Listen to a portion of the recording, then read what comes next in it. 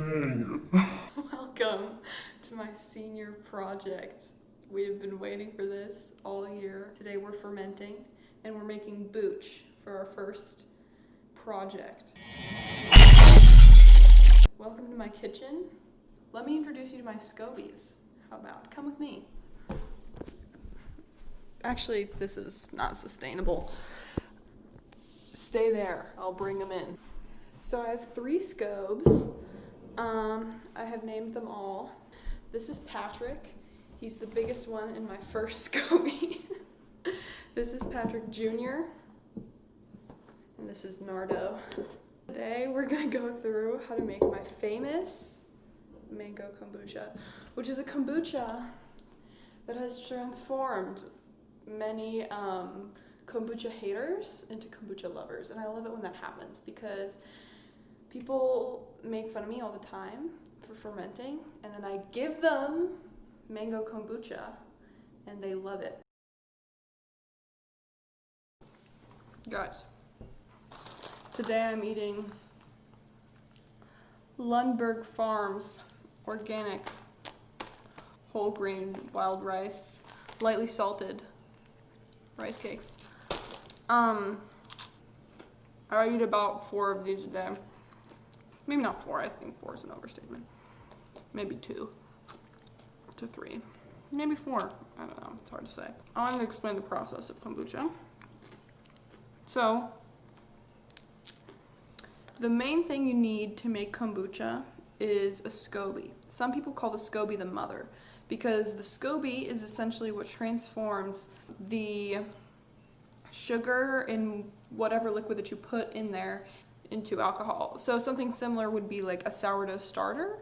A sourdough starter, you put a little bit of it in each bread that you make and it kind of acts like yeast. So I guess you could think of this as like the starter for kombucha.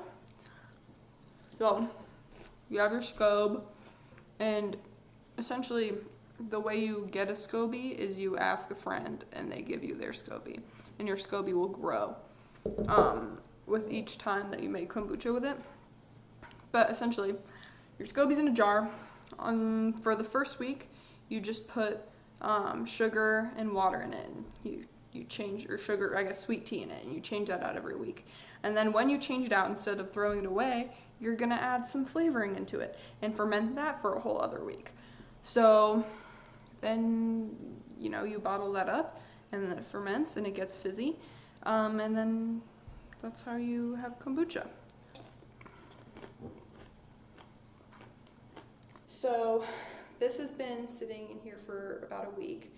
I'm gonna dump it all out, and then I'm gonna add my flavoring, and I'll show you how I do that. So when you dump this out, I like to leave like at least 1/10 of my liquid in here. Okay, let me wash my hands and I'll show you what we have here. So come over here and I'll show you what we're up to. So it kind of looks like piss, like urine. So just kidding. It smells like tea, but sort of like acidic. It definitely smells kombucha-y at this point in time. There are some sort of fibers in here, and that's just yeast that kind of has become stringy. So I'm gonna fish that out with a strainer. There's a lot of straining that goes on, just because people are picky and they don't like lumps in their beverages, especially when they're already a little bit concerned for their safety when they drink your beverages. So I just like to make the process as pleasant as possible, or else people yell at me. I've learned from experience. Hey gang, welcome back. It's my kitchen again, but from a different angle. So now we're moving on to making the juice, or I guess the puree that we'll add after stage 1 of fermentation. So what I like to do is I like to use fruit purees. A lot of people use fruit juice. I think purees are more concentrated flavor, and I also just like working with them more. I guess it probably doesn't necessarily matter what you use. The point being is that you want to add enough juice or puree or whatever you're using to add flavoring to your kombucha and to add extra sugar. So because this is frozen, I'm gonna just melt it down before adding it to the stage 1 fermentation liquid. This puree really slaps. Like, I feel like you could use this topping for ice cream or like yogurt, or just like eat it on its own. I don't know like what else you would use purees for. Maybe like a custard dessert of sorts. It's hard to say. Really just am talking about purees for an absurdly long time. See the scopes. They're hungry. So we're gonna make the their food. Wow. So essentially, I've done this so many times, and so each week kind of do something a little bit different. It really just comes from the heart. But for the most part, you need, like, for my amount of SCOBY, I'm gonna do 12 cups of water. It's terribly boring, this part. Glad I have you here to entertain me. 6. I lose count if I chat too much. 8. Anyways, so water. And then here I have, now you guys are gonna love this. You guys are gonna love it. I've measured out sugar. This is 400 grams. To be honest, I'm pretty sure the amount I add changes per week. I remember doing 9 cups of water with 300 grams of sugar. Then I changed it to 400 grams because that just kind of made sense. I don't know. Sometimes maybe I add 300 grams sometimes. Maybe I mix it up and add 350. I think SCOBYs like variety, to be honest. A lot of people, when they're fermenting online, like I'll watch other people on YouTube who ferment. Not like I'm a person. I mean, no one's gonna watch this. But they'll be like, you have to be precise and whatever. I am not, and my stuff turns out great, guys. Can you see me, I wonder? Stirring the puree. Let's take it over to the stove. Come over here with me. Here it is. And let's get the fire going. So essentially we just want the sugar to melt. And basically you're making tea. You're making a big old batch of tea. Plain and simple, my friends. Tragedy has struck. I ran out of those little tea bags. Maybe I'll put a picture here if I can figure out how to do that. So this is time for creative problem solving, which thankfully is something that my high school didn't teach me to do, that I learned on my own because of my street smarts. Oh, actually, might have figured something out. Don't quote me on that, but I might have. Yep, good. Okay, you're gonna need some way to steep your tea. I like to use white tea for my kombucha. I guess you'd probably use 12 grams of tea for this amount of water. I'll put the proportions here, I guess. These are the proportions, by the way, for what I'm making, which I probably should have included earlier. But I just kind of eyeball it. I'd say, you know, if I were making this much tea, how much would I use? And it's going to steep for quite a while, so you know, you can use less than what you, I guess, would normally use for a cup of tea. Or, sorry, what you would normally use for this amount of tea. And normally I just heat it to a boil and then let it cool completely, because you can't add it to the scobes until it's cooled completely anyways. Here's how I have an AP test in 2 hours. It's funny. Welcome back to this angle. Should I say that every time I change locations? Welcome back. So now we're gonna finish this puppy up. This is the stage 1 fermentation. gonna go into stage 2 fermentation. So in order to do that, we gotta add this here flavoring. This is my mango puree. It looks gorge. I don't know if you can see that, but I'll pour it toward, oh wow, I just splashed the foam. Good. You wanna make sure it's not too hot when you pour it in, because you don't want to kill all the little bacterias in there. So this kombucha generally is a little bit thicker than other kombuchas, but I've heard people say that they like it more this way.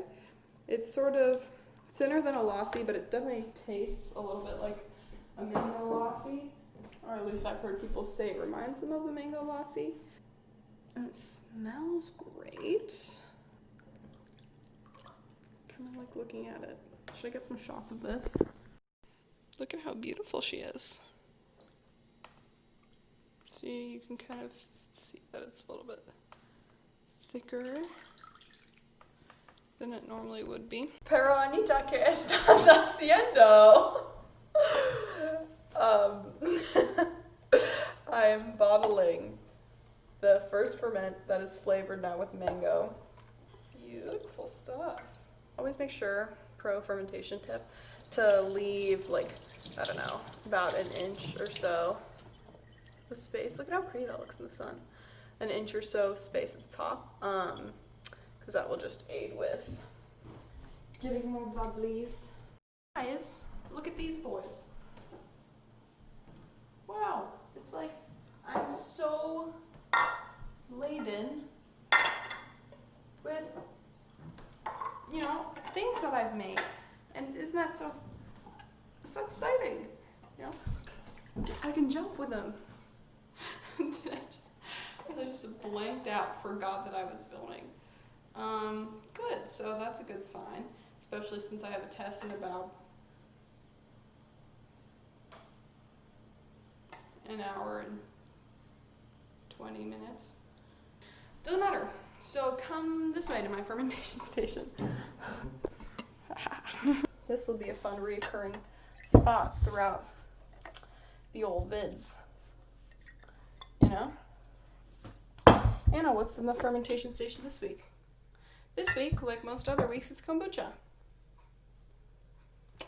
Let's check back in on our other items. Guess who's boiling? It's my tea. At this point, I'm just going to take out the tea leaves and let that cool before we add it into our scopes. I just finished my AP Gov exam. Hopefully it went well. We'll see in mid-July or June, whenever they come out. And now I'm going to feed my scopes. So here's Patrick. He's a beautiful boy, beautiful big boy. And this is the sugar solution that we made. It is not completely room temperature, but it's cooled. It's just important that it's not hot when you add it in there. Super easy. I'm just gonna top this one off, just because I have a little bit extra. And then all we have to do now is take the cloths. I have a few cloths that I use for them, and I just cover them up and secure them with bands. Beautiful stuff. Now I'm gonna go ahead and take them over to the fermentation station. Oh, what? You guys are here? That's whack. Just putting the scopes down for the week. We'll check back in I don't know, maybe 7-8 days. See you then.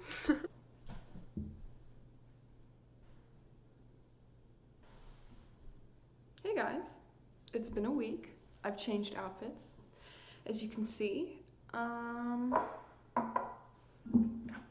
yeah, it's time to try some booch. I tried a little yesterday, decided it was done, put it in the fridge to stop the whole process. And I'm gonna try here in front of you. Gorgeous color. Smells of mango.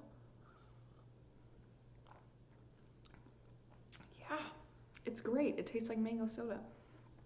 like a little tangier, a little bit more sour. So freaking good. This is a great booch recipe. I hope you try it. Impress your friends.